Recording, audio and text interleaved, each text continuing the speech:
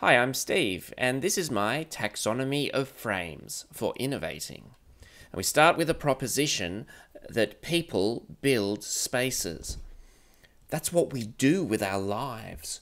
We build, we're builders. That's our superpower.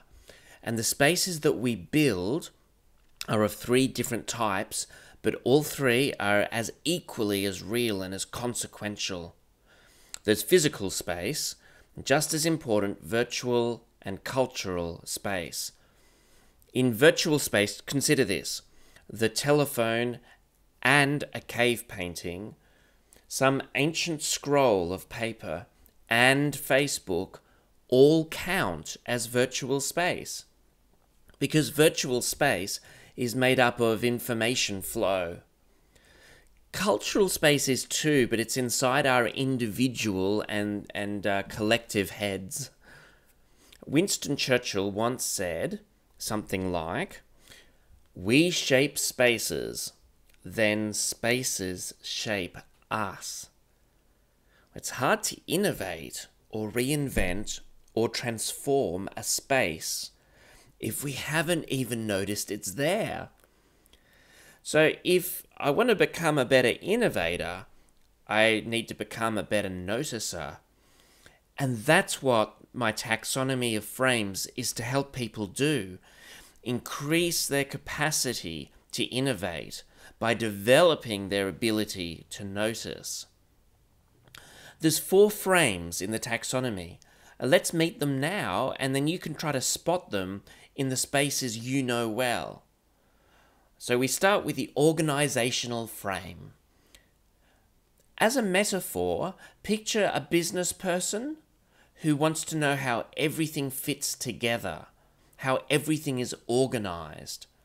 So a chair is an organisational frame. It has 4 legs at the bottom, a vertical back, a horizontal seat. In the virtual space, Twitter is made up out of organisational frames. 140 character limit, the hashtag, and the symbol hyperlinks.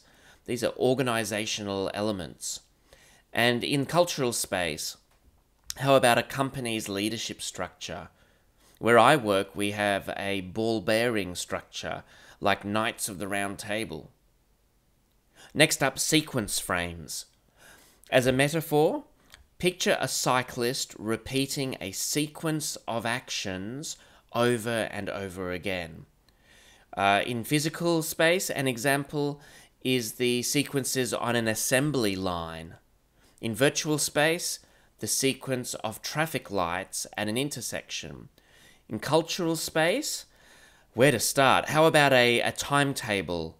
But also any social script that we follow is a sequence frame. Our third frame is a narrative frame. Picture a storybook. Now, narrative frames come in heaps of different types. There's good guys, bad guys, goals for the future, pitfalls to avoid, and also archetypes and social roles. We use narrative frames to figure out how the story of our lives is going to unfold. Finally, explanatory frames. And you can picture someone with a questioning face. It's our theories about causality. And they have a strong influence on us, but are appallingly incorrect a lot of the time. For instance, I thought that you ignored me because you're angry, but actually it's because you're hungry. And I never knew. So have some fun spotting the frames in the different spaces. Once you've noticed something, you can innovate it and let me know how you go.